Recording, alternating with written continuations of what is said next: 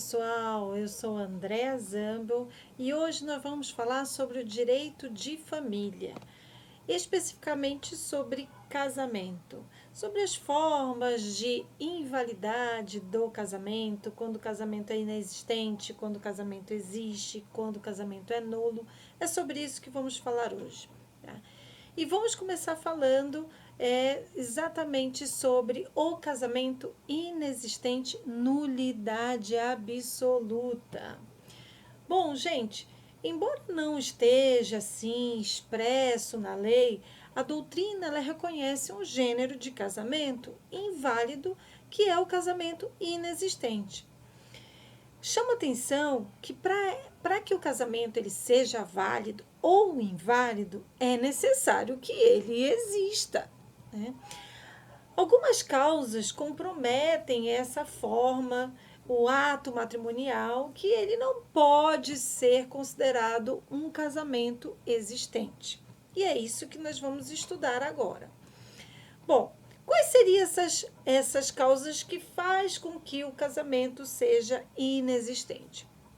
A primeira delas é a falta de consentimento. Pessoal, a ausência total de consentimento, ela pode ser identificada em razão de um completo silêncio do nubente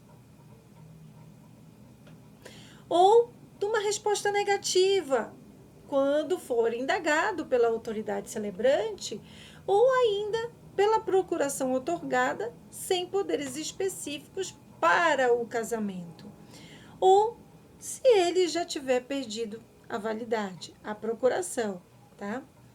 Outra hipótese de um casamento inexistente é a coação absoluta ou física.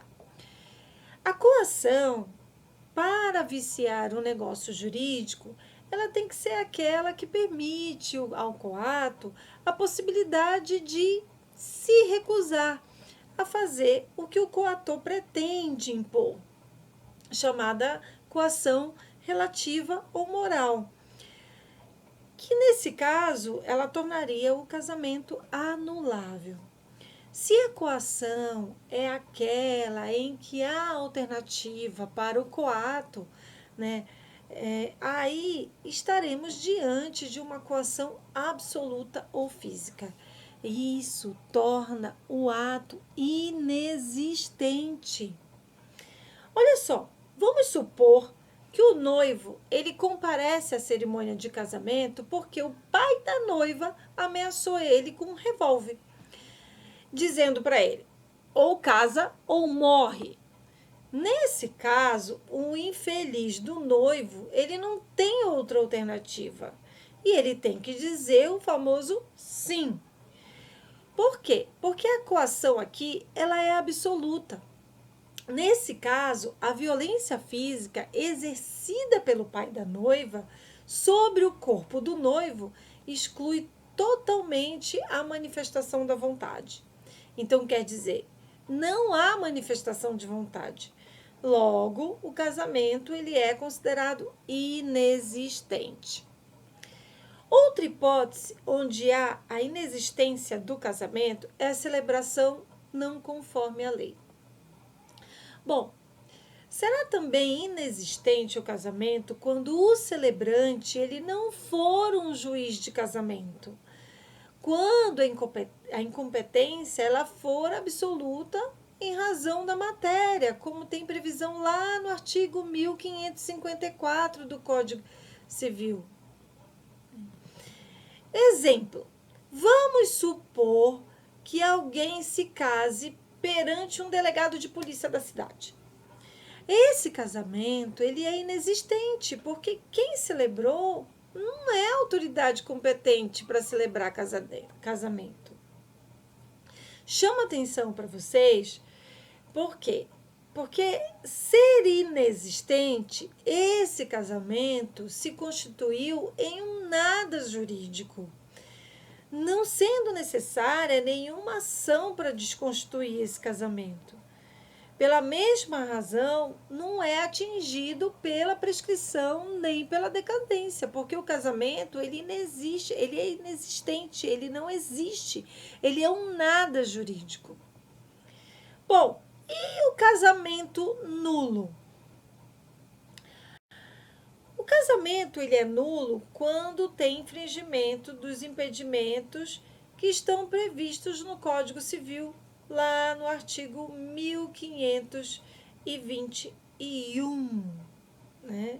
Isso que trata dos impedimentos do casamento. Nós podemos ver o artigo 1548, que trata a respeito também. Quanto aos impedimentos matrimoniais que tornam o casamento nulo, né, que já falamos anteriormente sobre os impedimentos do casamento, são aqueles que estão contidos lá no artigo 1521 do Código Civil, que eles podem ser arguidos por qualquer interessado, ou até mesmo pelo Ministério Público, artigo 1549 do Código Civil. Nesse caso, a sentença de declaração de nulidade, ela vai retroagir à data da celebração do casamento, ex tunc. Ex tunc, para aqueles que já foram meu aluno sabem, ex tunc, bate na testa, volta para trás. Ex nunc, bate na nuca, vai para frente.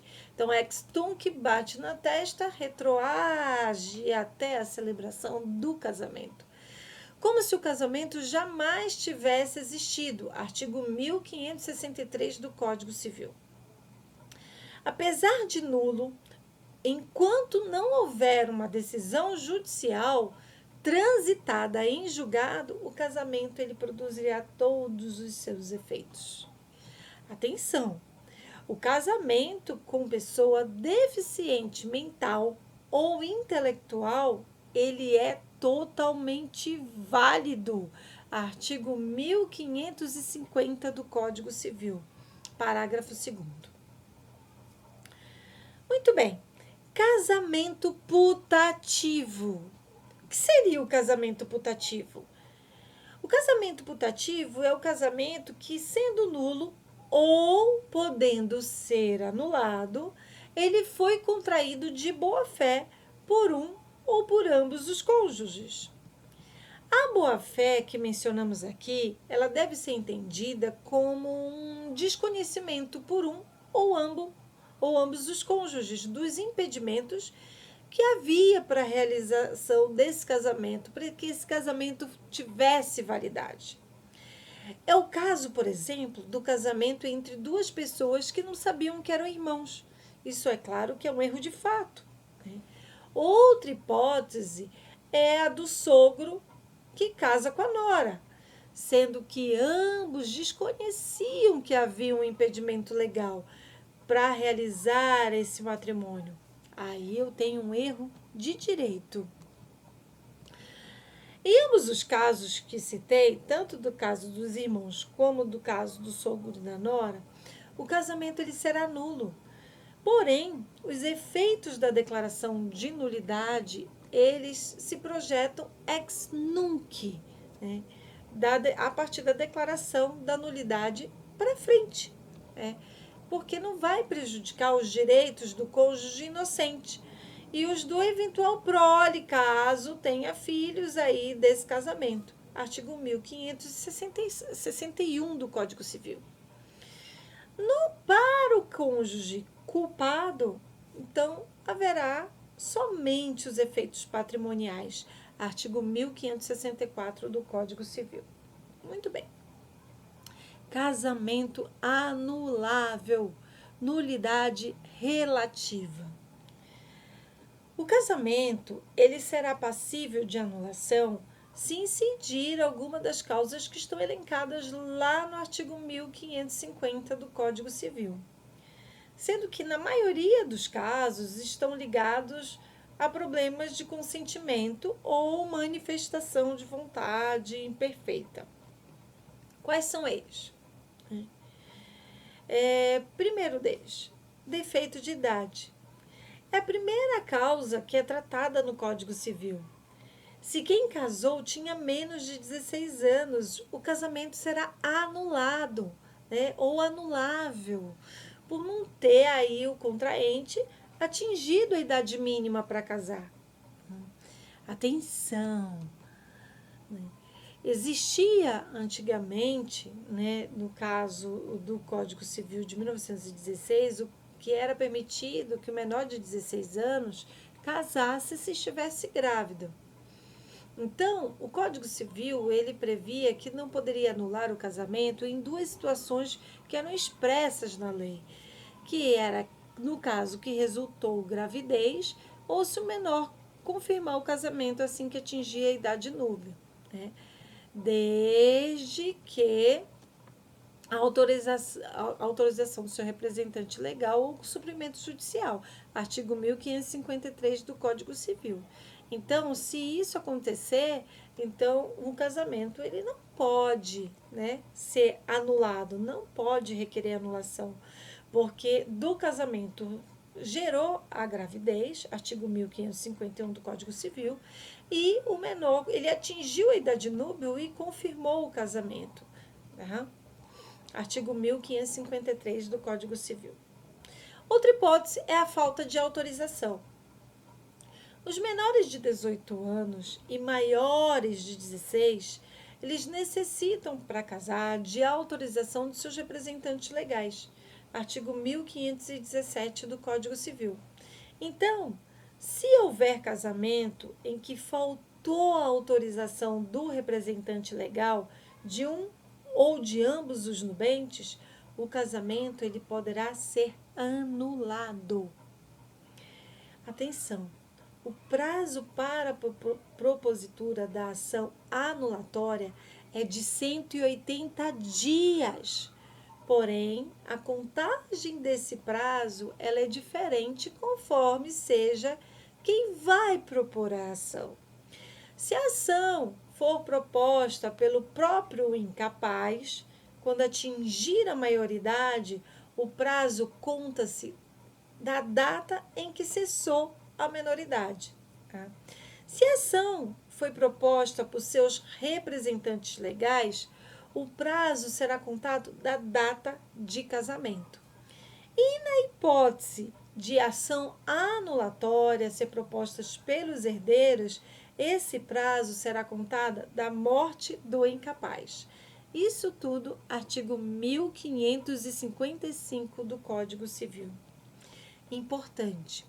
O casamento ele não será anulado se os representantes legais do menor tiverem concordado tacitamente com o casamento, como, por exemplo, terem comparecido à cerimônia de celebração e nela nada tenha se manifestado.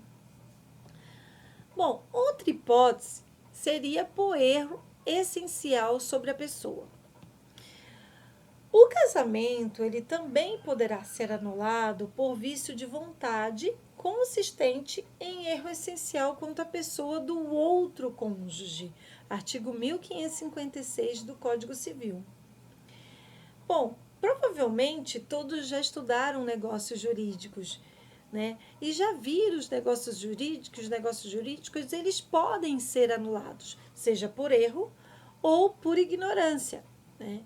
Então, a mesma regra ela se aplica ao casamento e pode significar a anulação do casamento. Atenção!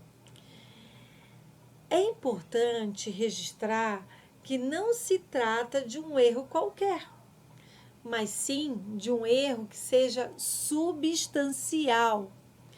Por isso, o próprio legislador ele fez questão de elencar quais são esses erros, especificando de forma clara o rol taxativo no artigo 1557 do Código Civil. Bom, e quais seriam esses erros?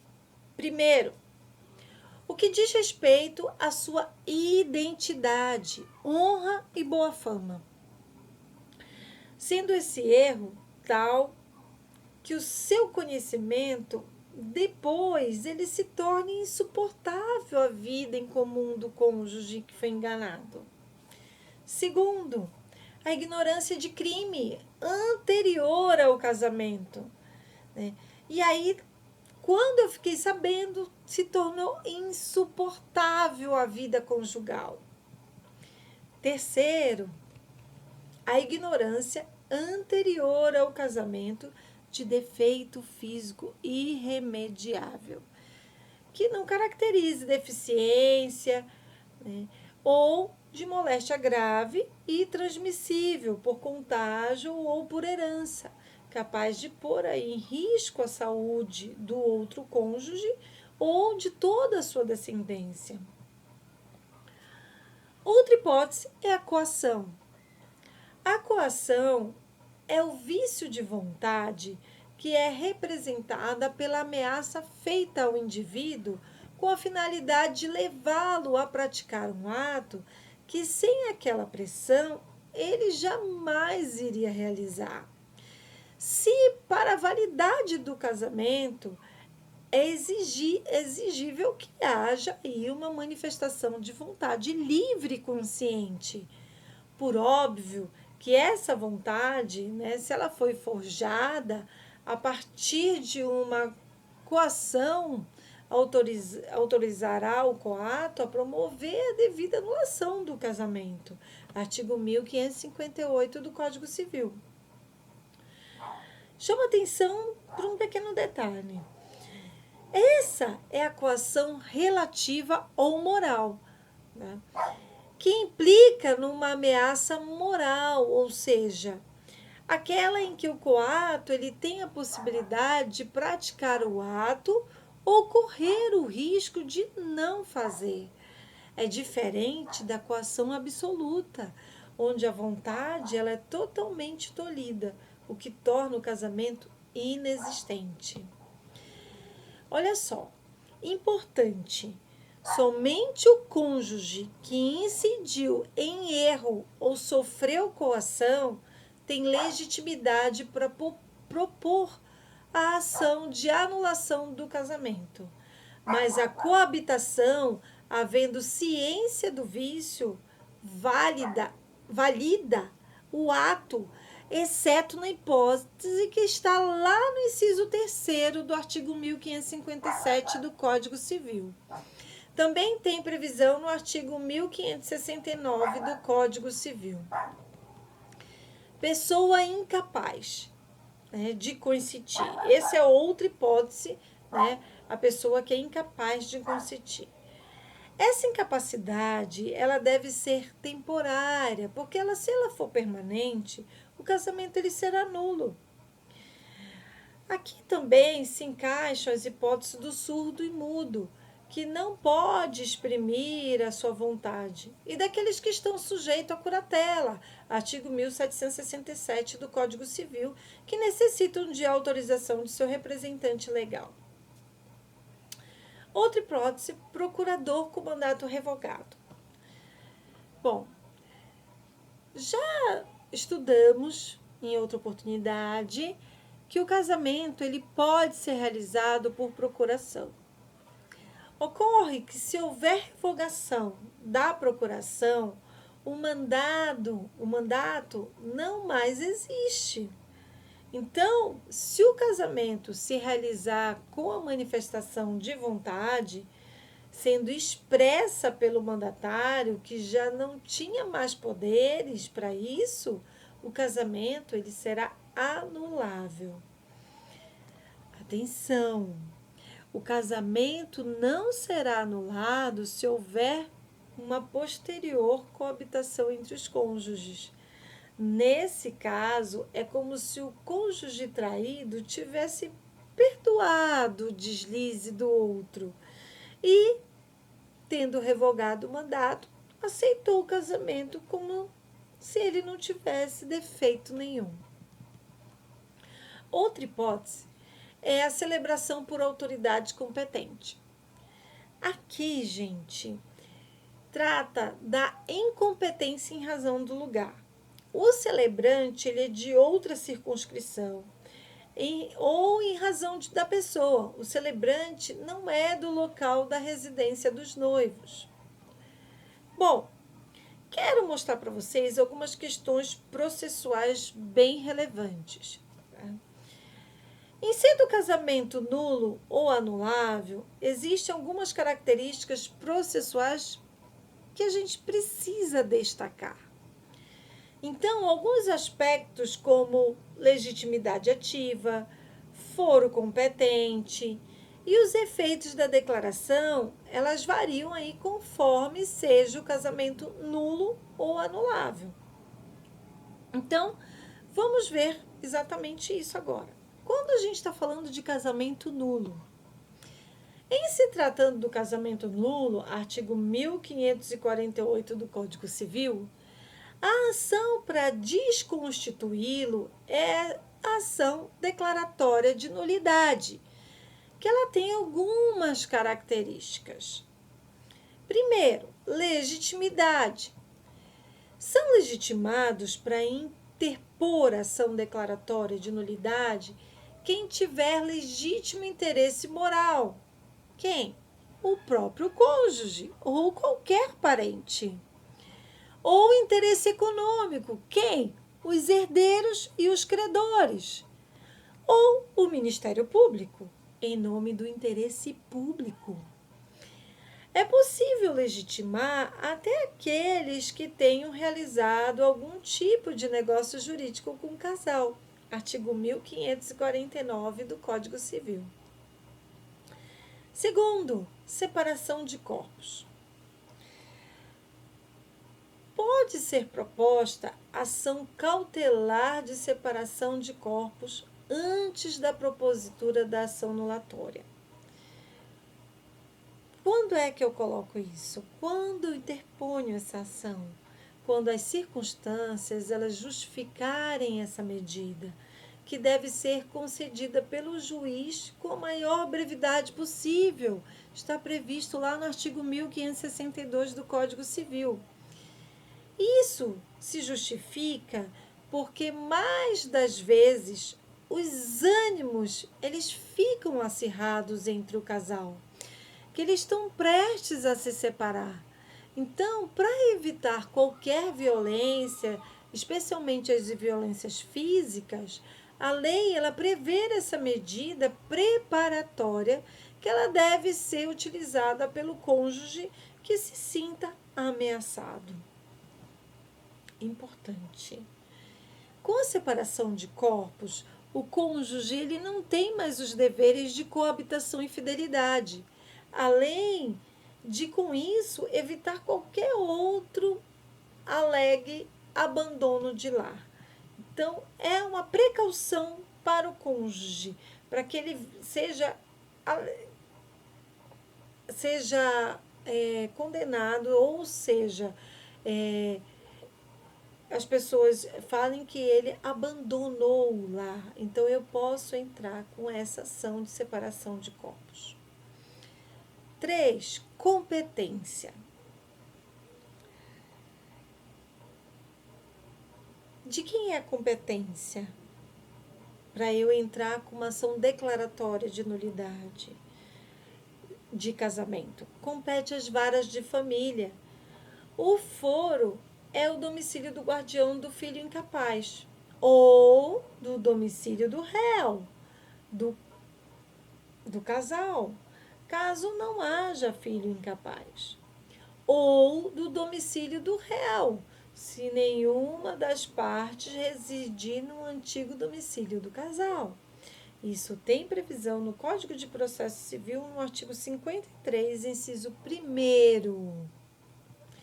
Bom, outra situação é o prazo para a propositura dessa ação. Não há prazo, porque sendo o ato nulo, ele não se convalesce com o transcurso do tempo. Artigo 169 do Código Civil. E quais são os efeitos? E os efeitos, eles retroagem à data da celebração, ex tunc, quer dizer, é como se o casamento jamais tivesse existido. É importante lembrar que, em se tratando de casamento putativo, os efeitos eles serão ex nunc. Muito bem, falamos do casamento nulo, né? E vamos falar do casamento anulável. Se for um casamento anulável, naquelas situações previstas lá no artigo 1550 do Código Civil, vamos destacar, né, a questão da legitimidade. Só tem legitimidade para requerer a anulação de casamento as partes que tenham legítimo interesse nessa declaração. Assim, quando se tratar de casamento de menor de 16 anos, só o próprio cônjuge menor, seus representantes legais ou os seus ascendentes podem requerer. Artigo 1552 do Código Civil.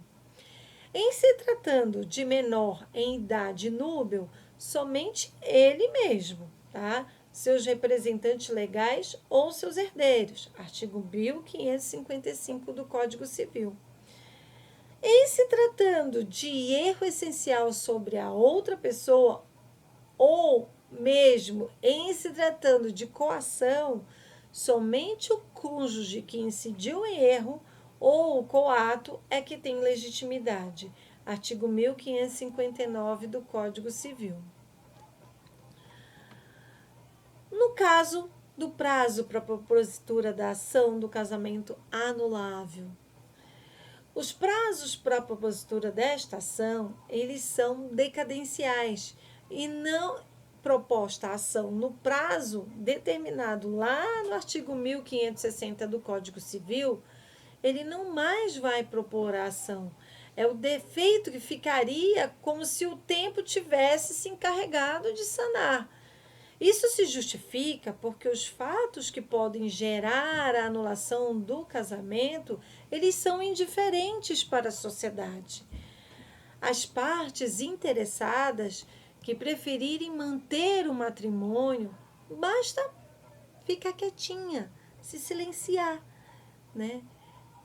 Que aí decorre o prazo que tem previsão na lei, o casamento ele terá validade jurídica, como se aquele defeito jamais tivesse existido. Os prazos, eles são aqueles que estão previstos lá no artigo 1560 do Código Civil. É claro que eles são contados a partir da data da celebração do casamento. Bom, e quais são os efeitos da sentença? Na ação que visa a nulidade do casamento, a sentença é de caráter declaratório, pois apenas ela reconhece um fato que viabiliza o casamento. De outro lado, a ação anulatória de casamento, ela tem um caráter constitutivo, já que dissolve o matrimônio que existe a partir de provas que revelem uma verdade que antes estava oculta. Bom, gente, agora eu quero chamar a atenção para vocês, fazer uma reflexão sobre a anulação do casamento pela prática de um crime. Esse tema, ele é controverso, porque alguns autores, eles entendem que para pedir anulação do casamento com base nesse permissivo, o cônjuge inocente, ele só poderá fazer se houver uma sentença condenatória de trânsito em julgado. Outros doutrinadores entendem que deve haver sentença confirmando o fato delituoso, ainda que não transitado em julgado. Outros doutrinadores, ficam numa posição intermediária, já que eles falam que pode anular o casamento sem uma condenação de crime do cônjuge. Mas há quem ache como se só existe crime depois do trânsito em julgado da decisão condenatória.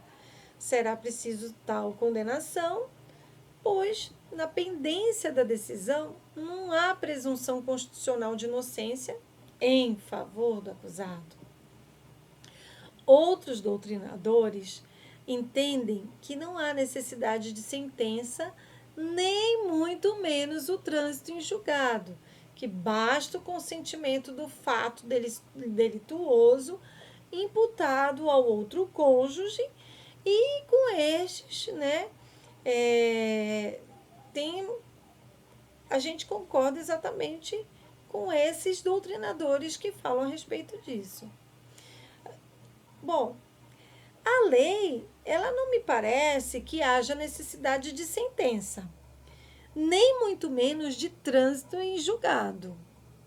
Então, se a gente atentar bem para o inciso 2º do artigo 1557, ele fala: a ignorância de crime anterior ao casamento, que por sua natureza torne insuportável a vida conjugal. Pergunto: onde está escrito que haveria necessidade de sentença? Ou ainda, de trânsito em julgado da sentença? Há ainda outras discussões sobre esse tema, como, por exemplo, sobre se poderia ser enquadradas como permissivo para anulação do casamento as contravenções penais. Outro aspecto é com relação ao ato infracional praticado pelo outro cônjuge, quando ainda era menor. O crime praticado por menores é chamado de ato infracional, conforme o artigo 103 do Estatuto da Criança e do Adolescente. Bom, fica essa reflexão aí. Espero que tenham gostado. Se gostou, deixe o seu like, se inscreva no canal e receba ative as notificações para os próximos vídeos.